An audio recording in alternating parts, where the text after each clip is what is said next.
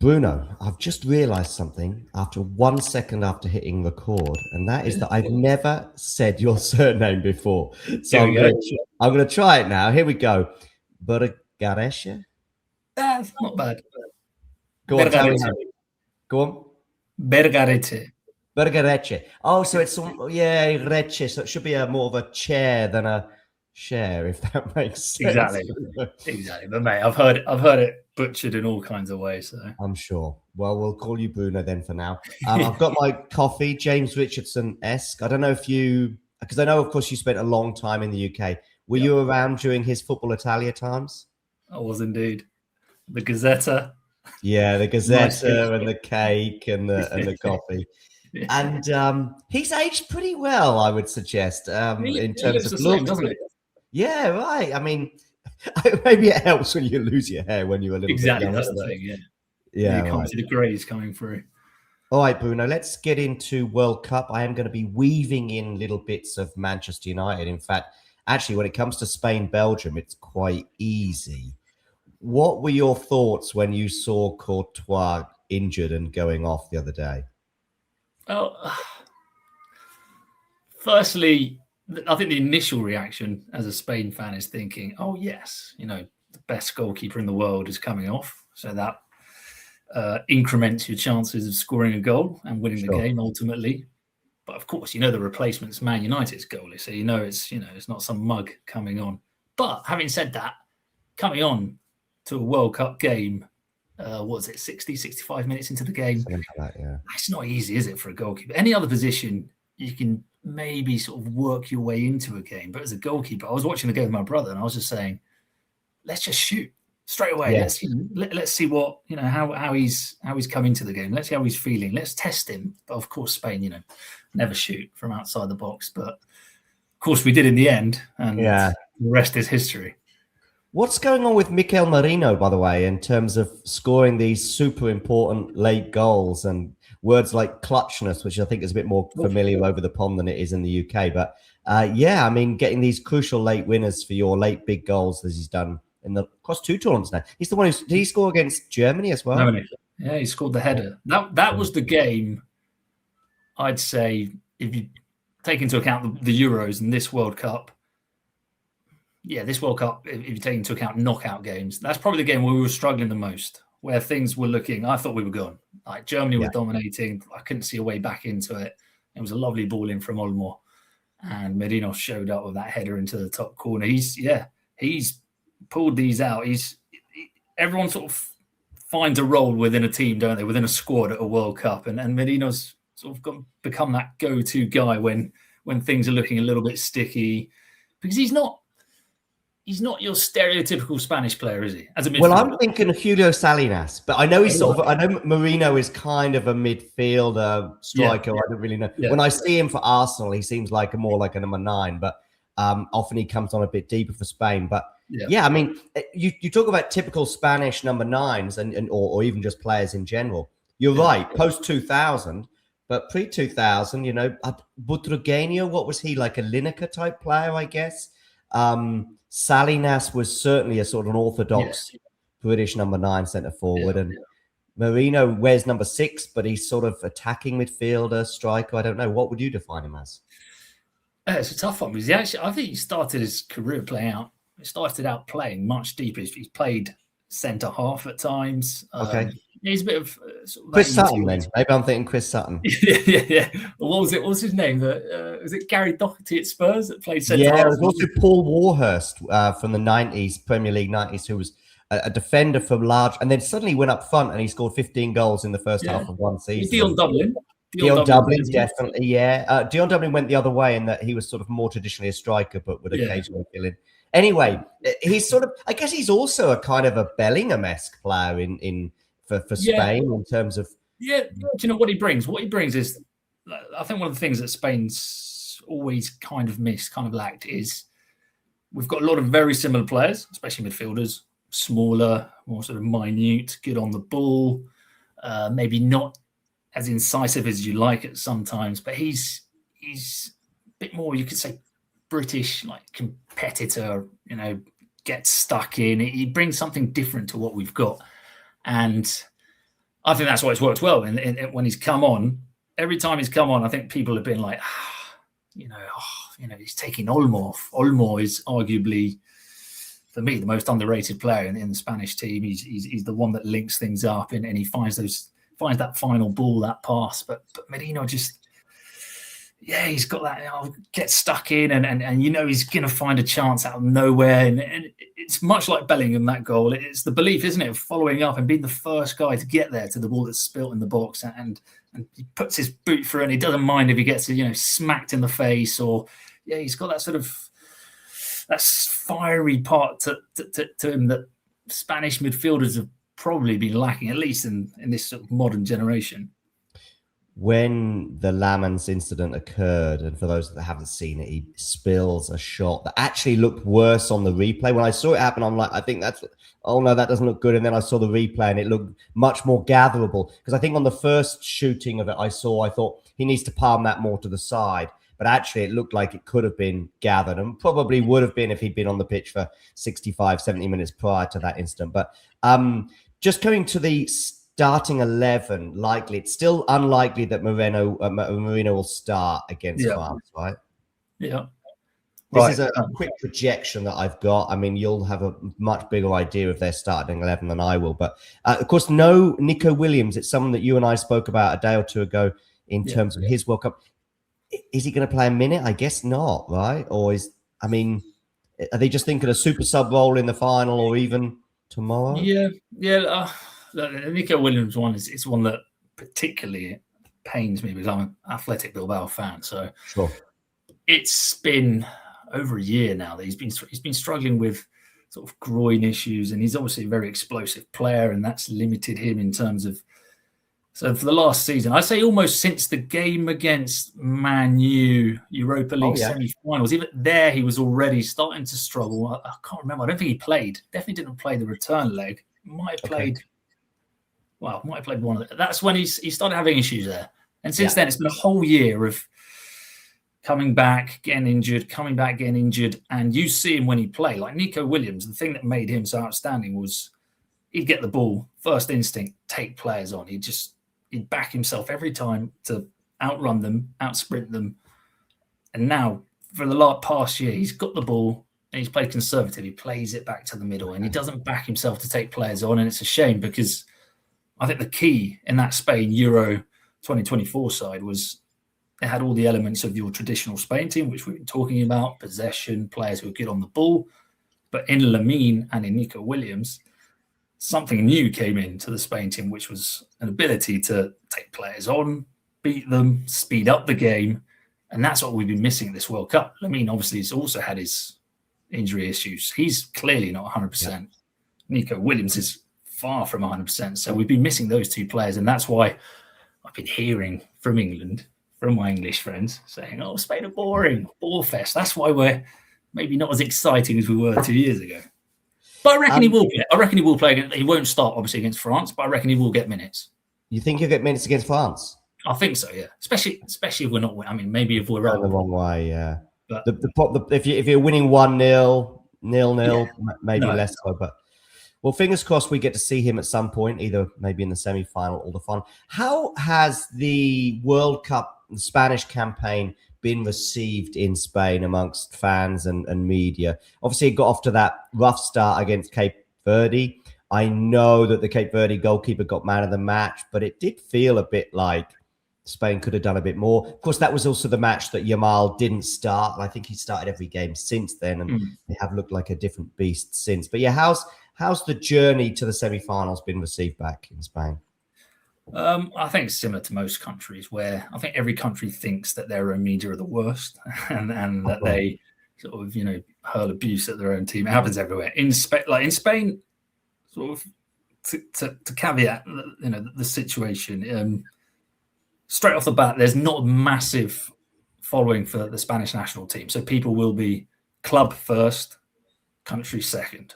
People prefer Real Madrid to Spain, Barca to Spain. That's also political reasons and different regions within the country where maybe they don't feel Spanish but northwest of England I would put into a similar category. Yeah, I was going to say the north, but actually northeast you'll see a lot of when you've got. I don't think the Spanish do this, but with England flags, you see like the names of crazy towns and villages around the country, you know, on the flag, and often they are in the northeast, you know, Gateshead or something crazy like that.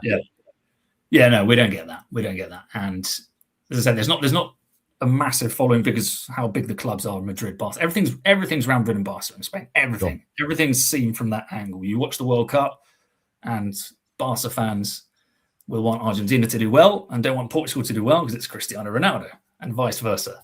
Sure. And it's not just because of the football. It's also, I think, in Spain, there's not a big patriotism. You know, people don't. Does it depend though? Because like Andalusia, I lived in Andalusia for a few years, and I felt it was fairly notable there. But if will you get Deportivo? How many Catalan newspapers are there? Is Deportivo or Sport? Sport. Mundo Deportivo. Mundo Deportivo. So those are the two. If Spain or when Spain won the World Cup, and I was there in South Africa for that match. I was actually in the stadium in Johannesburg. But will they have that on their front page? I mean, Iniesta scored the goal, so that probably helped. Yeah. But if they win the World Cup next week or this Sunday, will they lead with that? I think they will, because similar to South Africa, the core of the team or a big chunk of the team are Barca players. So that's the aim. No Madrid players in the squad, right? Is that right? No. First time in forever, right? Yeah. I mean, some might argue Cucurella has already signed for Madrid. So true. Yeah. For me, it's got to be the club you played for up until then. So, for example, Barca fans in 2010 counted David Villa as a Barca player. But for me, he doesn't count as a Barca player in that tournament. He was Valencia right up until the tournament. Yeah, right. But yeah. To answer your question, I think they will go, but they will spin it sort of to say, 6 or 7 Barca players instrumental in winning the World Cup. You know, it won't come from a, yes, Spain won, we're all so happy angle, because to be honest, they probably won't be happy that Spain as a country wins the World Cup. Some Premier League followers, and particularly those following Arsenal, may be a bit surprised with the goalkeeping choice. Raya's obviously had a great season. He's had a great spell at Arsenal since joining the club. But is the consensus that Simon has never let Spain down? Is that sort of the thinking behind pursuing with him? It's a big issue in Spain as well. Oh, is it? Okay. I'd say majority, the media especially, the media have never really backed Unai Simon. First it was Raya, then Joan Garcia of Barca. There was a big sort of campaign to try and get him into the team. I don't think he's ever had the media backing, and he generally doesn't have the backing of the fans.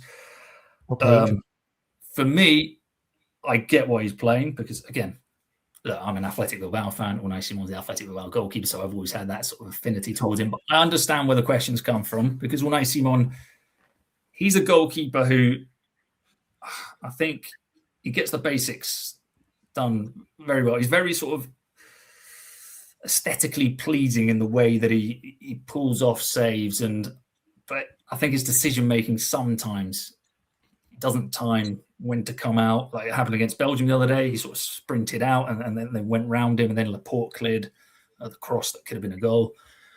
So I think he's the kind of goalie that when he makes a mistake, it's very notable, very noticeable, and it's very clippable for social media. So, you know, you can go on Instagram and say, he's had, you know, nowadays some fans don't watch 90 minutes of games, but he'll have games where maybe he's done everything more or less correctly, but there are 2 moments where maybe he's gone to punch a ball and he's missed the ball, and that's the clip you'll get on social media. So people will go, he's had a nightmare. Whereas Raya, I'd say 9% of Spanish fans who want Raya to play probably don't watch Arsenal. They don't watch Arsenal play. But you get the assumption that because he's quite sort of flashy, isn't he? You know, his saves look nice. He's good with his feet, which is something that they love in Spain. So everyone's asking for him to come in. For me, I get why Unai Simon's playing, because he was the goalie that won the Euros. He's not really done anything to merit being downgraded from the starting goalkeeper. But I think after this tournament, maybe that change could be pushed forward, and you know, you've got Nations League, which maybe you can test a few things out. And because I don't know, it would be difficult to explain to Unai Simon as the manager. You know, you've done everything right. We've won the Euros. in this tournament we've not conceded a goal until the Belgian goal, you're off. And he'd be like, what's going on? So, but it is a big issue in Spain. I'd say more than the majority of, I'd say the vast majority of fans don't want Unai Simon to play in goal. Okay, interesting. I didn't realize it was that vociferous. It's also what I was talking about, that I couldn't help but think of David De Gea and how he was perceived in Spain, because I lived in Spain 2013 to 2016, during his heyday, arguably at Man United. Maybe it went on a bit longer than that, but I used to see him play unbelievably well for Manchester United, including in Spain. I remember at the Champions League round of 16, I think it was, away leg in Seville, which I went to as well, and he was man of the match. And I was telling all my Spanish friends, look, but they were still harping on about Casillas, of course, and those golden days, if you like.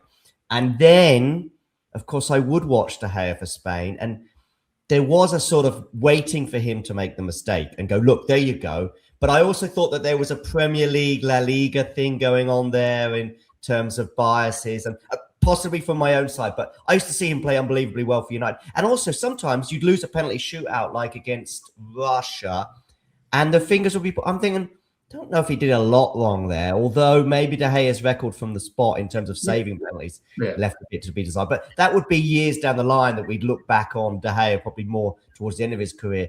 So I just thought he got a bit of a rough deal. I don't know if you've got any thoughts on that. No, I completely agree. And again, it's an issue of the media being on your side, not being on your side. It happens a bit with Unai Simon. It seems like they're waiting for him to make a mistake. Right. And say Raya should be playing. With De Gea, it's always the case. And it's as well, because as what you said there, he came after Casillas. Came up for me. I thought Casillas was Madrid in the end. Yeah, exactly. Casillas he was sort of like the wonder kid in Spain. Saint Iker was his nickname, because he always pulled off these impossible saves. But I always thought he was a really flawed goalkeeper. Particularly towards the end, like what was the Champions League final when he was responsible for a goal against Atletico Madrid? Atletico Madrid came out, he didn't come anywhere near it, and they headed it in. Yeah. They get away with it because they win the match. I mean, going back to centre layman's, I was thinking you can get away if if Marino's not there and he just gathers it, or defender clears it, off you go, and careers change. Right? Yeah, I think that's the thing that happened to Casillas throughout his career. He made a lot of mistakes, but then he'd pull off like the save in the final against Holland, where somehow keeps it out against Robin. Yeah, and he'd always pull off those little saves in a bit like Merino. He'd pop up when he needed to pop up, and that's why he was Saint Iker. But man, if there were like 5 minutes left in the game and you needed to hold out, and they're bombing balls and putting balls into the box, you were always, don't want to use a swear word, but you're always nervous. You're always so nervous. You're like, oh man, he's going to come out. He's not going to claim the ball. It's going to be popping around the box. But for De Gea, there was that long shadow of Casillas in the post. And I think he was also unlucky that the post-golden era, the Euro World Cup Euro, right, that team that came afterwards, there were some players who'd won all those tournaments who maybe shouldn't have continued playing in some of the tournaments afterwards. But, of course, it was their services to the country and to the team. So they kept playing where maybe they weren't ready to play at top level. And I think he's almost a victim of that transitional period. If De Gea's switching, probably not much changes. I think you still probably win. Maybe we don't know about the World Cup in 2010. That was a bit of a funny one. But 2012, you were so dominant. I think that I could have played in goal. What was it? There's a famous bit, isn't there? Casillas at the end of that 2012 final saying, "Ref, just call it a day because it's 4-0." And have you seen that clip with him saying? I think it was. Yeah, I think it was for. I think everybody on the pitch was probably thinking, come on. We don't need this 4 or 5 minutes of added on time. All right, just quickly, because I want to move on quickly, because I want a couple of more things to address before we end this.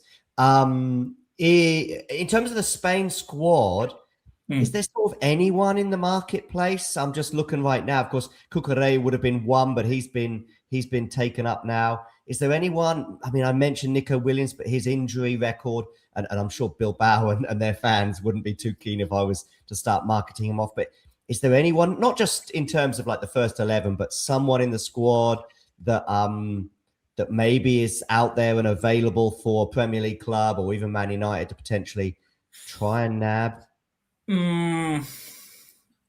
Well, we had Grimaldo, who went to Atletico Madrid this summer. Okay. What type of midfielder is he? What type of a midfielder is Grimaldo? No, he's left back. A left back. So, with you, we kind of need a left back. The thing is, he's very different to Cucurella. He's not much more. He's more of an attack-minded left back. Brilliant set piece taker. Brilliant free kicks. Brilliant delivery of the ball. But he's not maybe a pacey defending type left back. But he's signed for Atletico Madrid. So what else have we got there? I'm just sharing on the screen with you right now. Yeah. I mean, for me, again, this might be revealing my colours. I think Aymeric Laporte is a tremendous defender, really underrated in that Spain team. Cubarsí gets all the plaudits, but I think Laporte he's the leader of that defence. Brilliant, bring the ball out, strong, but he's obviously already been in it. And been at Man City as well. So none of these available. These forwards. Ferran Torres looks like he might be leaving Barca. Okay, I just don't know if we want. I mean, I'm talking from United's perspective. Of course, yeah. Do we want a Barcelona cast off? I mean, there's one floating around, an English left-sided attacker. I don't know if you've heard of him, Marcus Rashford, who's sort of in between. Looks like. Do you know anything about the Marcus situation or anything more than I would know? As in, like, is he just likely just end up at United for the time being? I thought the money. Oh, what do you think about them going for Anthony Gordon? Gordon. I mean. That was a bit of a surprise from the British perspective, but Gordon is probably, well, in fact, definitely ahead of him now in the England pecking order. I don't think that was completely out of left field, wasn't it? I don't think anybody expected that, especially in Spain, because I think now more so it's becoming more common, but you go back 10, 15 years and Spanish clubs signing English players wasn't that normal thing. It wasn't that much of a common occurrence, but now they're coming over, they're performing well. Obviously, Bellingham at Real Madrid. I thought Rashford was okay at Barca. I think he had ups and downs. He wasn't consistent. That might be.